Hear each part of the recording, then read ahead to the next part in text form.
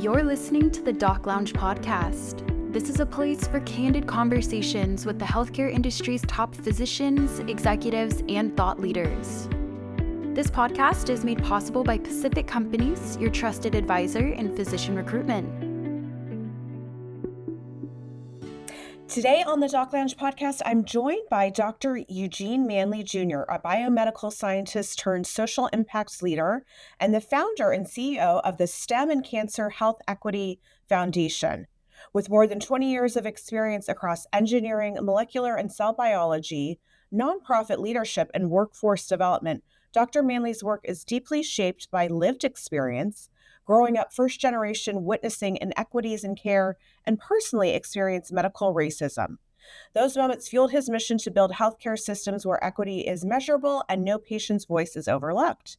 Through SCHEQ, he brings together payers, pharma, and health systems to close gaps in cancer screening, biomarker testing, clinical trial access, and survivorship, particularly for Medicaid and historically marginalized communities.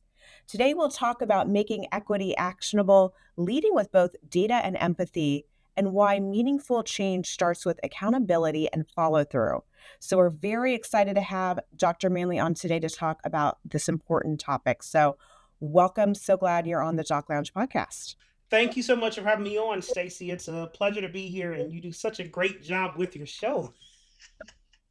Thank you. Thank you. Well, we're really excited to have you. And I really want to start because I know that your journey into health equity is really, it's really personal. So can you share a moment or experience that really fundamentally changed how you were thinking about healthcare systems and, health equity? I'll give you two things. Well, technically three. I'll combine them. So as a child, I grew up, I was a chronic asthmatic. My father was a chronic smoker, but I grew up as a chronic asthmatic, I think, from the exposure. But because of that, I also had anaphylactic allergies because there's this link between asthma and allergies. And I was in the hospital 20 to 30 times a year from when I was 5 until I was about 10. It was just my asthma would just trigger like crazy, seasonal stuff, grass in particular. And you just never knew when it was going to happen. And this was before we really had a great understanding of anaphylactic allergies. So it's a miracle that I even survived. But as a kid, I didn't have as much trouble with care as my family did because, we grew up poor. But I just saw how, and specifically in later ages, how my mother got treated in the healthcare system, how often when she had hospitalizations, specifically the night staff, the nurses would be rude, doctors would be dismissive, or they would, try to give a readout of an appointment. Oh, well, it's in my chart. One, she doesn't have a phone. She doesn't have a printer. And then if you give a printout, if you tell them to read instructions, but your action items are on page 5, no one's going to get through the 4 pages of medical jargon. So it made it clear that making stuff translatable and understandable for patients were important. And then that sort of tied into sort of my work in lung cancer. And initially, we weren't doing disparities in lung cancer. But then as I went and worked in nonprofit spaces, I saw these massive disparities where Black patients weren't getting biomarker testing, weren't getting offered trials, weren't getting access to all the testing they should be entitled to. So it sort of became a call to how do we start making this information more digestible and understandable to the public and helping them be able to navigate and advocate for care they're entitled to. I love that, and such obviously an important and big mission that you're taking on. I know you often talk about, okay, we got to make equity measurable, not just an aspiration. So tell us a little bit, what are some of these practical ways that healthcare organizations can kind of move from just what they're saying to real kind of data-driven action? So, often we talk in the abstract about health equity, like we want to do something. And then when it comes to implementation, you're afraid. And the first thing you have to understand is health equity, at least by my definition, is intentionality. You have to intentionally address a disparity or inequity for one or more groups so that they have the same outcome for whatever the baseline or majority population is.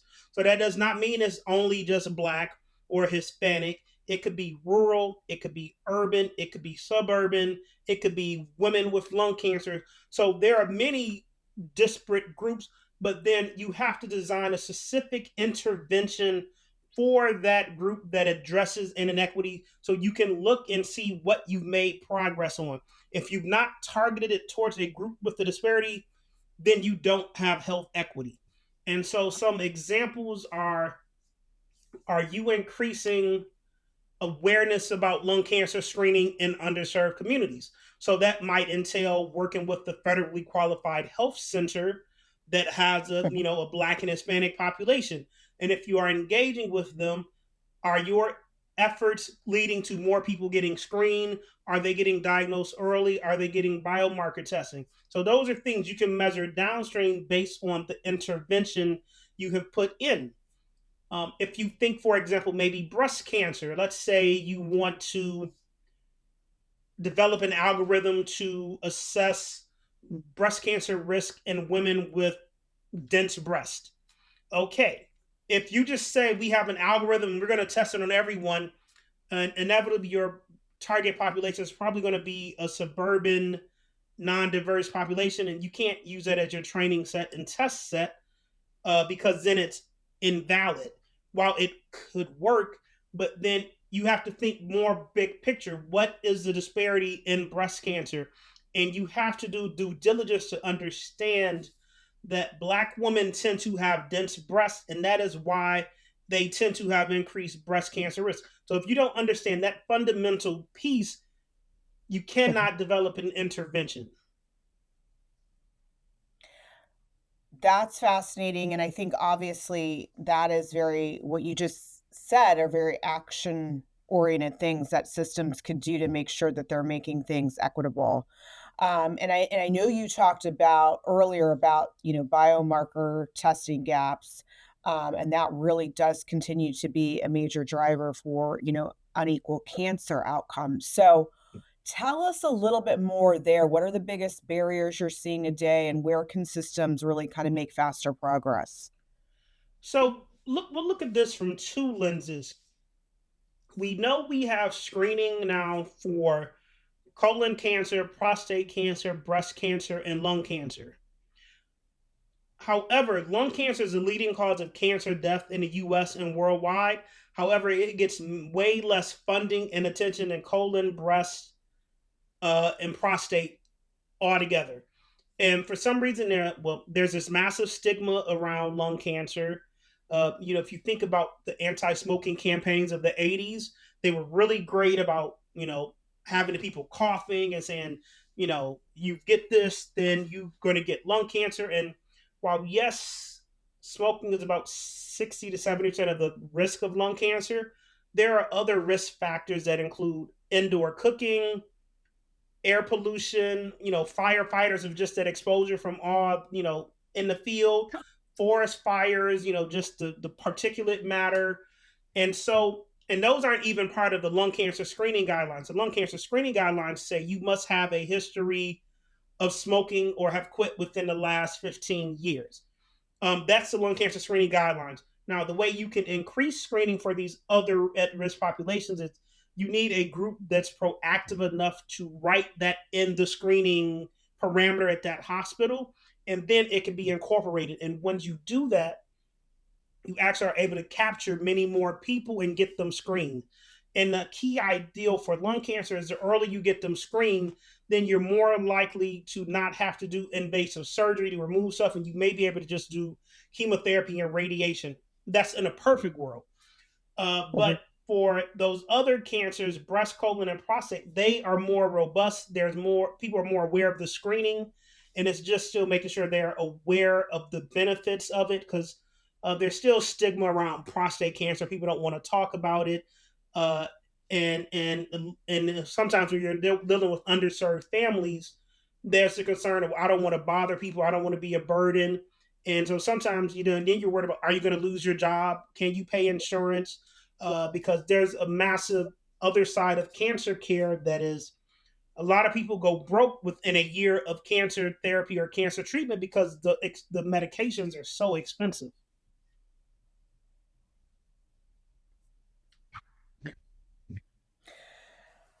So that leads me when you're just talking. So you were talking about how expensive the medicines can be in the therapies, and I know that your work has really crossed from payers to pharma to health systems. So tell us about from your perspective, where do the cross sector partnerships break down most often, and what separates collaboration that works and is stalling where we could make more progress here?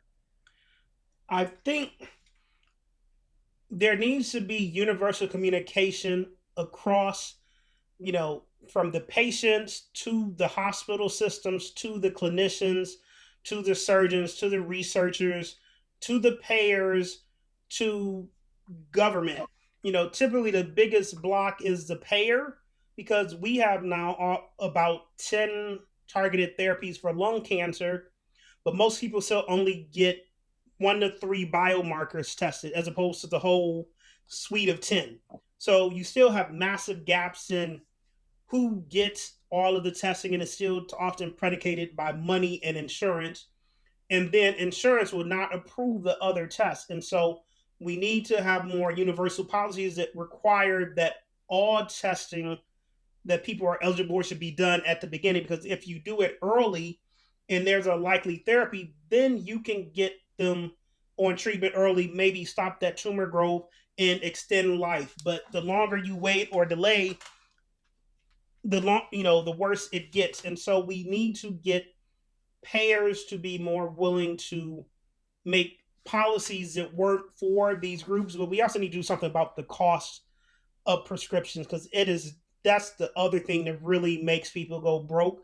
And then on the transition from the hospital to the patient, we need to make sure those hospital teams, community engagement teams, are reflective of the communities that they serve, that they have cultural competency, that they understand that specifically not so much the well-off people, but the underserved and poor are probably working 2, 3 jobs. So they may not be able to come at this specific time. So if you don't give extended hours or weekend hours, how are they supposed to get there? Or if they are dependent on medical transport, especially if you're on Medicaid, on the one hand, that looks great on paper, but then often when you're trying to get a ride, there's not one specific vendor or server. And so what happens is you could have deal with get one taxi, and then they call you the day before, say they'll show up, and then the next morning they don't show up. And then how are you supposed to get to an appointment that you've already had paid for? And then if you don't show up, you get labeled non-compliant. And then sometimes when you get transport back, they don't show up, and then you're stuck waiting to get home. And these things don't go into care delivery. So we have to really more holistically understand the whole patient experience and not just say, well, they're non-compliant because they didn't show up at this time. Like there's often other factors at play that aren't necessarily in the medical charts, but they should be. Great point. And that leads to, I know before, this podcast, you and I were chatting and you had really some personal experience about, being a patient and experiencing, some of this racism and inequity. So I wanted you to share a little bit more about that. And then through that, what patients can do to empower themselves and to make sure that they are being treated fairly. Okay. So when we think of this in a simple level, the situation that I had is that I had a slip and fall fracture of my ankle, and the fracture sort of healed, but there was enough extensive damage in the foot that I needed to have reconstructive surgery. And so the surgeon knew I had a biomechanics background, so the surgeon was not the issue. We went to a hospital. They had scheduled the surgery for March 6th. All I asked him was that I be placed in skilled nursing because the surgery is non-weight bearing for 6 weeks. You're in a cast, and if you have this kind of surgery, you're either using a walker or a scooter, but that means you only have use of one leg that you're hopping with, and then the 2 hands are on handlebars. So you can't cook, you can't clean, you can't really open refrigerators, and the pain is unbearable. So he agreed, and he said, well, let's do the surgery, and then we'll get you a skilled nursing assessment by PT at the hospital, which he didn't think would be a problem. However, everything went downhill after we got in the hospital. So surgery went off, no issues. We got a late start. We started around 4 p.m. on a Thursday evening. We finished around 9:20 p.m. It was just a lot more in-depth stuff that needed to be done. So it was late Thursday night. He said, well, we're not going to get a skilled nursing placement on Friday. So he said, we'll just have PT come in over the weekend, and then we'll start the paperwork on Monday. And I was okay with that. And I knew we needed to do x-rays. However, everything went downhill after that point. And so that Saturday morning, PT came in the room around 9:30 in the morning, tried to force me to use this standing walker. And I told them how much pain this is because I still had just had the surgery. So I'm supposed to stand on this walker and keep this one leg bent while hopping on the other leg, which I've already had an ACL reconstruction and flat feet. And you're saying, oh, and well, you have to do this. And I'm sitting there like, it's a non-weight bearing thing, and that is in the instruction. So why are you trying to force me to stand? So I had to do this, and it was ungodly, unbearable pain. And I articulated this, and what ended up being written in my medical chart was that patient has no pain and can ambulate. That's what she wrote in the chart. And I didn't read this until 3.5 weeks later. So from that point, everything that was done in the hospital went downhill because they intentionally misrepresented, one, the amount of pain I had. And there's no way I can have no pain when I'm getting Percocets every 4 to 6 hours. And I'm in a cast. And so they're saying one thing to my face, but lying in my records. Now, I had a medical proxy, but my proxy was located in Florida, which meant, if your proxy is not at the hospital in real time, you're still at the whim of the hospital, which I learned the hard way. So if you can answer the day, time, and place where you are, they will consider your AO times 3, which is alert and oriented. So while I could answer those questions, I clearly was not alert. But because of that, they were rushing in. People said, well, he agreed to this. I said, I didn't say any of this. So they didn't even call my proxy because I was apparently alert. So they were just making up stuff in my chart. That Saturday evening at 6:30 p.m., one of the nurses had come in, had tried to give me a discharge notice, because anytime you have a procedure, they would try to get you out of the hospital fast as possible. And it said, you have to appeal to insurance by noon the next day, or if you say you'll be responsible for the anything in the hospital. And I said, one, I'm in no condition to read this. I'm barely functioning. And that's when I called my proxy, and I took a picture of that. And then my proxy called, and the nurse like, this is illegal. This is irresponsible. Like, he just had surgery. He's not had follow-up with the surgeon yet. He's not seen a caseworker or a social worker. So why are you trying to give him a discharge notice? And then on that paper, they had wrote 9:30 a.m. was when they gave it to me, but it was actually really 6:30 p.m. So if I hadn't argued on that, then what would have gone in the medical records is that it was given at 9:30, and they would have been legally fine, because by law you have to give a person the notice 24 hours in advance. So you write one thing, but you give it to me at another time. And then that following Monday, the hospitalist, who was supposedly in charge of the hospital stay because the surgeon didn't have direct admitting privileges, she comes asking about my ability to pay for skilled nursing, which made no sense to me at all, because she was not the one who did my surgery.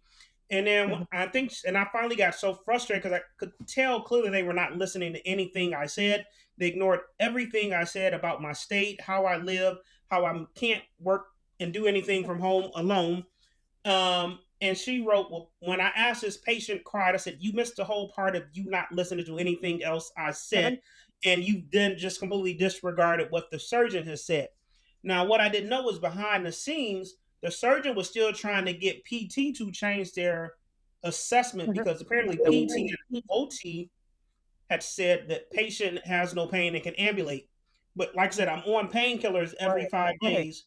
Yeah. And then he lost his peer-to-peer on day 5 because, well, insurance is like, well, why didn't you appeal sooner? He said, well, I tried for 5 days to get PT to answer me, and PT would not answer him. So he's arguing with the hospital about Mhm. why they aren't doing what he recommended. So Mhm. they've somehow decided that they know more than the surgeon and the patient with the biomechanics background. And all this probably is predicated on the fact that I was on Medicaid at the time. And Mhm. so, I launched a nonprofit, so I'm on Medicaid. So they assume Black, uneducated, don't know anything. So we're just going to run him through the ringer. And so they did this. And then another day, I think that Tuesday, there was a patient in the other bed. And somehow the staff hit my foot 4 times in a half-hour period.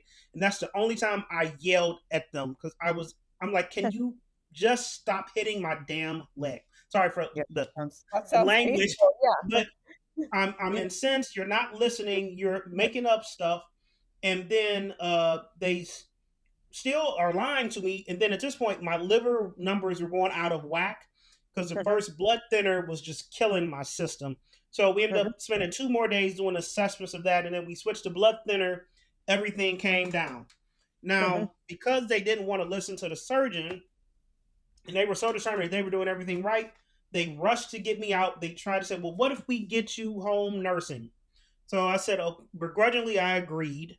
Mhm. And then in the time the surgeon tried to do his appeal, it was denied.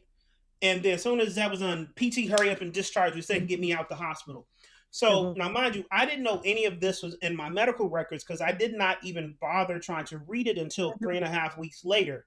Mhm. But when they gave me a scooter on the last day and think they did something right when they should have gave me the scooter at the beginning, they said, "Oh, Mhm. well, he could walk to the hallway so he can do stuff independently." Now, Mhm. mind you, Oh, yeah. I only walked to the hallway because there was someone right at the side of me Right. in the hospital. So I was just like, you're making up these projections of Yeah. what you think I can do, considering that it's a non-weight bearing surgery. So every step was just ungodly painful. Mhm. And I just had never disrespected, Mhm. ignored, mistreated. And I think Mhm. about all the stuff my mother had went through when she was in the Mhm. hospitals.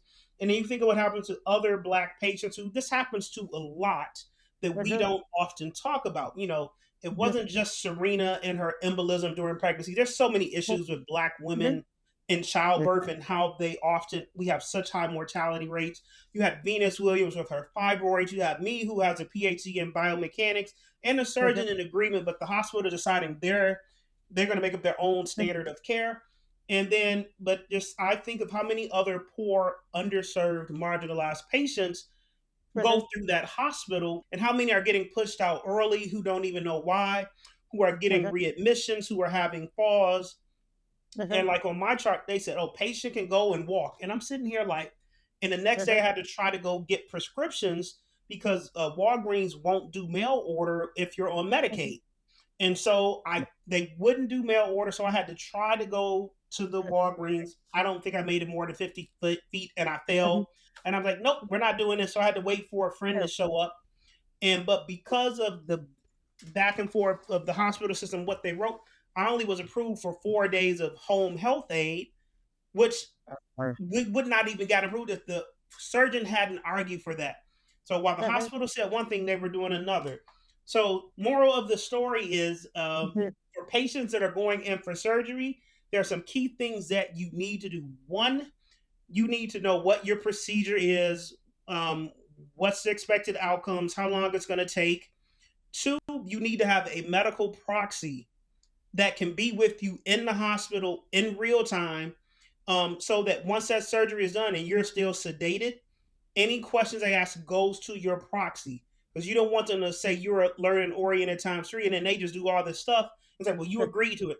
No, have that proxy, argue and tell them they can't ask you anything. Go through your proxy, make sure your proxy reads your records in real time so they don't try Mhm. to make up stuff that's not clearly not true. Like it Mhm. absolutely, there's no way with a 6 week Mhm. non-weight bearing surgery that I can have no pain. Just that's Mhm. impossible.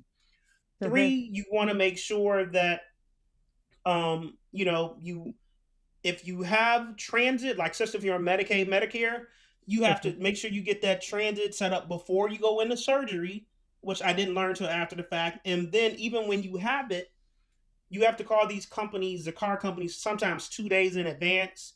They'll confirm you have an appointment a day before, and then even the day of your appointment, they may not show up. And it's not one company. There's a whole bunch in the pool. So you still have to pretty much tell them you want the P picked up 2 hours early in case they're late. And then you have to wait for them to pick you back up. And I've had instances where they didn't show up for the pickup or to drop me back off. And so that's something, even though it's a service, it's still, when you don't have means of transport and you can't take subway, it's quite the challenge. And then when you're facing these challenges in the system, I want people to be able to print their records, everything that happened in that hospital, so you can read everything. When you have hospital staff that have done nothing, make sure you contact patient advocacy. I called patient advocacy twice after I got home. They never called me back. The only time they called me back was when the next thing you do, when you want to file complaints, file it with hospital leadership, the CEO, the chief risk manager, whoever was responsible in your care team, and then patient advocacy, and send it certified mail. Because if you send it certified mail, they can't act like they didn't receive it. Now, in my case, they sent me some dismissive letters. They called me Mr. Manley and not Dr. Manley. And then they said, well, we gave you a scooter. I said, yeah, after all the other stuff you lied and misrepresented. And like, if I had known 3.5 weeks prior that you were lying about my pain, I would have never left the hospital, because that impacted the care I got on the back end. So those are things you have to, and then what you file with, not just them, you can file complaints with insurance, the Joint Commission for Hospital Accreditation, if it's a Joint Commission accredited hospital. You file with Centers for Medicaid Services for Medicaid, Medicare insurance fraud. You can file in New York, specifically physical therapists, occupational therapists. You file with the Office of Professional Discipline, or Department of Education, but they certify physical therapists, occupational therapists, because that investigation is separate than what the hospital will and will not cover up. So you can't protect those that are licensed if they have a standard duty of what they're supposed to do. And then if you really want to be the person, you can connect with your local representatives, try to find a lawyer. I tried that last year, and that just, they tend to not want to take malpractice cases if it's not the surgeon. They love going after surgeons, but the surgeon and his residents did everything right. It was the rest of the hospital staff that was complicit. But just say, keep track of everything, record everything, write, report, and then you can use your voice, get on social media, get on podcasts. That wasn't solely the reason we being on your show, but I'm an educator. So how do I help you make sure when you go in these places, you are set, or at least prepared to get better care, and they can't just try to get one over on you. So, just if people are trying to reach out, we have the nonprofit SCHEQ, SCHEQ.org. I also just launched the consulting firm, Innovation for Impact. So Innovation for FOR Impact LLC.com. It's an extension of broadly the work I do in strategy, program development, grant writing, and public speaking. And then you can find us on socials, Eugene Manley Jr. on LinkedIn, and also on Facebook, Instagram. You can find STEMM which is the org. And I hope this was informative to your audience, and hopefully at least specifically the patients will have some takeaways to think about how to interact in the healthcare system, how to protect themselves when they have surgery. Thank you so much, Dr. Manley. Appreciate your time. Thank you so much for having me on. Have a great day. Thank you to all of our listeners. If you would like to be notified when new episodes air, make sure to hit that subscribe button. And a big thank you to Pacific Companies. Without you guys, this podcast would not be possible.